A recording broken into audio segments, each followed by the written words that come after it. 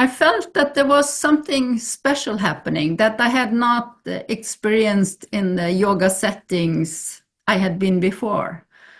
And I had the feeling that people were met in a different way, something that I really appreciated. And I felt that each individual were seen. And that is not so common in a lot of settings, and not in yoga settings necessarily either. And I felt that there was a special relationship between the guru, the pampara, and also among people. So, and especially,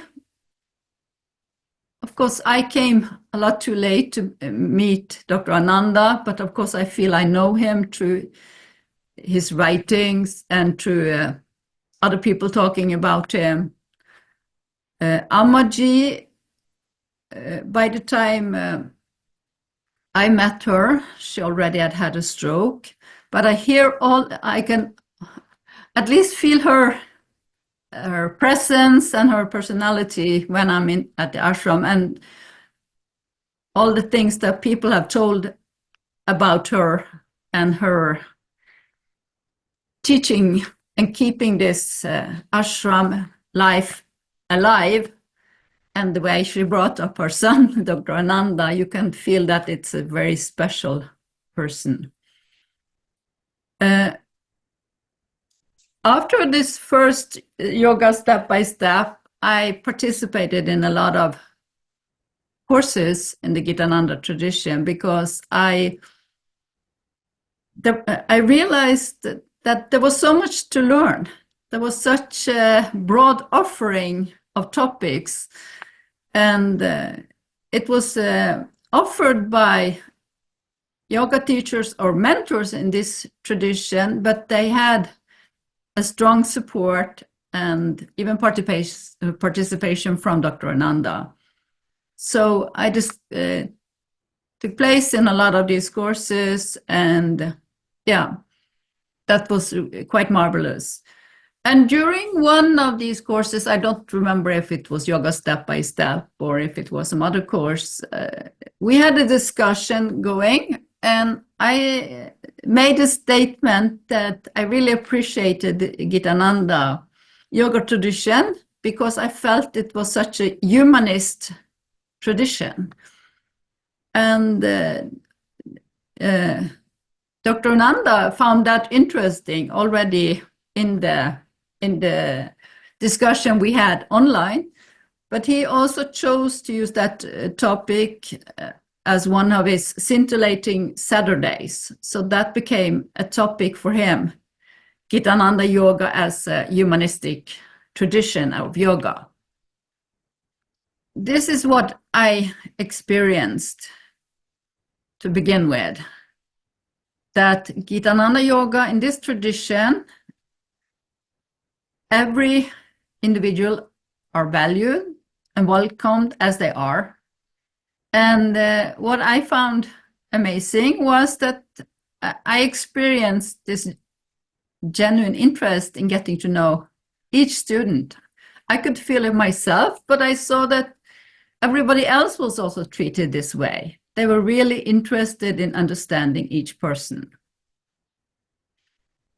And I felt that in this tradition, Dr. Ananda and the others were dedicated to offering yoga for each individual, to support them so they could develop in their own way, according to their unique personality and sense of purpose in life.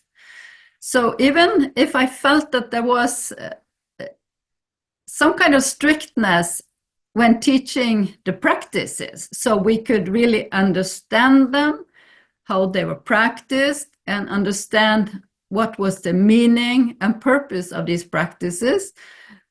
When that was done, then there was a lot of flexibility in how you would approach it as a person, and especially how you could use it if you chose to focus on those practices. And also later how you potentially could teach it or use it in yoga therapy. I felt that there was a strong will to offer yoga as a tool of liberation. Liberation from how we are kind of imprisoned by our own upbringing, our own thoughts, our own emotions. So by practicing this kind of yoga, we could be liberated from what is holding us imprisoned, but also for our health and happiness, which Dr. Gitananda claims are our birthrights. But we still have to claim our health and happiness. They are not just there for us. We must claim them. We must actively do something to claim them. This tradition is also offering yoga for people's self-realization. So people can, by practicing yoga on a very regular basis, people can go through these processes of change or transformation, and they can even go beyond this in a kind of transcendence, that they really go beyond what they have been before. I found in the Gitananda yoga tradition that there is this valuing of relationship. Of course, you who have been part of the tradition know that this tradition was developed by Dr. Swami Gitananda in 1968, based on classical yoga and his own background as a medical doctor. And since that time, 6 months courses were offered. So people were doing correspondence courses, and then they were able to come to the Swami, where the ashram was first, and later to the Ananda ashram. I think I had a feeling that all relationships were valued in this tradition, but especially this guru or teacher, shishya, student relationship was very seriously taken. So that the guru is giving wisdom, knowledge, and guidance to the shishya, so they can develop to become the best version of themselves. The Gitananda yoga tradition, I think the students are also very supported. Because of this relationship and there is a deep personal connection developed, where the guru supports the students' personal and spiritual growth. So it means that there seems to me that there is this relationship is of mutual affection or love and respect. There is also a lot of svadhyaya, self-reflection, self-inquiry, both by the guru and the shishyas or the students. And there's also a lot of professionalism and trustworthiness, because I've seen it when people initiate courses, those who have a long time experience in the tradition, who have become yoga teachers, have their own ashrams. When they initiate something, Dr.Ananda and also Ammaji will support them very strongly. So it's you're not on your own in this tradition. Students are encouraged to be the best version of themselves, but they get all this support. And the aim in this tradition is not to make copycats. People are allowed to develop their own approach, even if they are taught all these practices that are available. So what I found so interesting in this tradition, and the reason why this humanistic approach came to my mind, is that this is a kind of yoga that is a tool for supporting people. It's not that you are taught yoga to be able to perform all the asanas or the pranayama, all the practices in a way where you are on the stage and someone is seeing if you're doing it correctly. And of course, you have to learn the practices, but this performance aspect to it is not dominant. It is rather seen as these are tools for your development as a human being. And I think even though courses are sold for money, the money making is not at the front. It's rather that, of course, people who are yoga teachers, either at the ashram or the mentors who have developed their own ashrams, they have to make a living, but it's teaching people yoga that is at the front. And I think Ammaji's, the quote from Ammaji, "Deal in diamonds, not in potatoes," says everything. It's not a mass production of yoga sadhakas and yoga teachers. It's they're not to be like everybody else, or like there's not a norm in the tradition for how you're supposed to be. When you have achieved a certain level, you're given quite a high freedom for how you teach yoga and practice, and you develop your own style. So this support of people and giving them freedom seems important to me. So some of the humanistic ideas expressed by Swami Gitananda and in this tradition, this holistic well-being, a strong belief in the integration of the body, emotions, mind, and spirit for overall well-being, a strong emphasis on personal growth. And Swamiji focused on each individual's journey towards self-discovery through svadhyaya and self-actualization. And also this ethical living, this non-option yoga with the emphasis on importance of living a life guided by ethical principles such as yamas and yamas. And this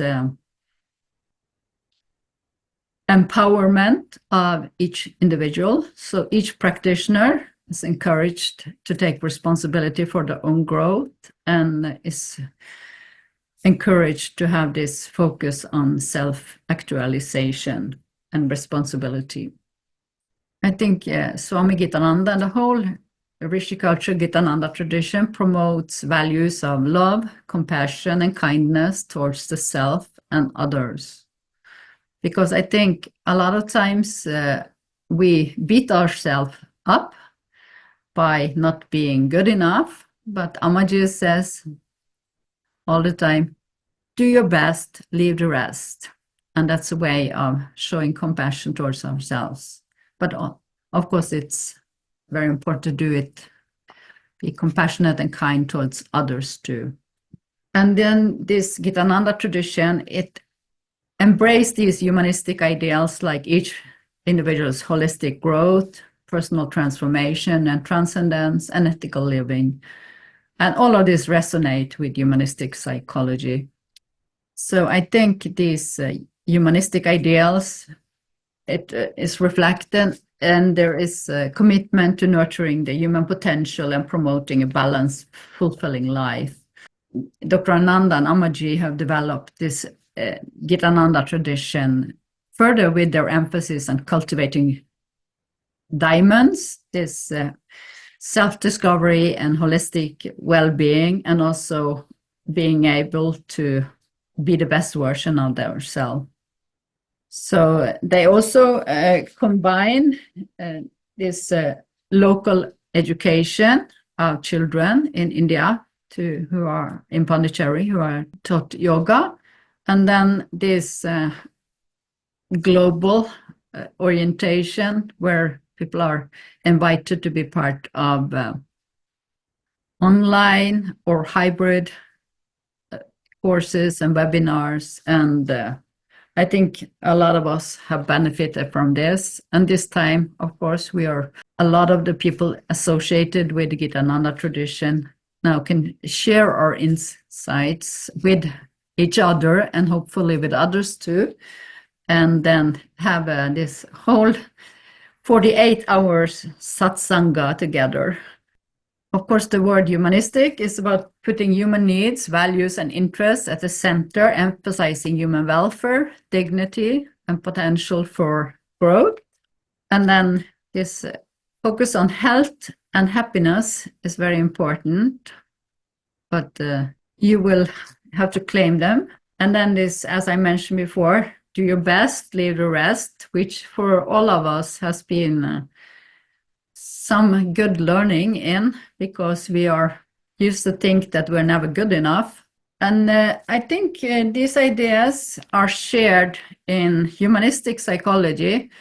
And I must say that humanistic psychology is not so clear-cut anymore, but I think that a lot of the ideas from humanistic psychology have spread to mainstream psychology and to positive psychology. But I think there's a strong congruence between humanistic ideals and practices in the whole Gitananda family, including all the Bhavanani family members and the extended family in Pondicherry and worldwide. So, and this is something I think we can all feel in our heart when we are part or related to this tradition, that there is something unique and special.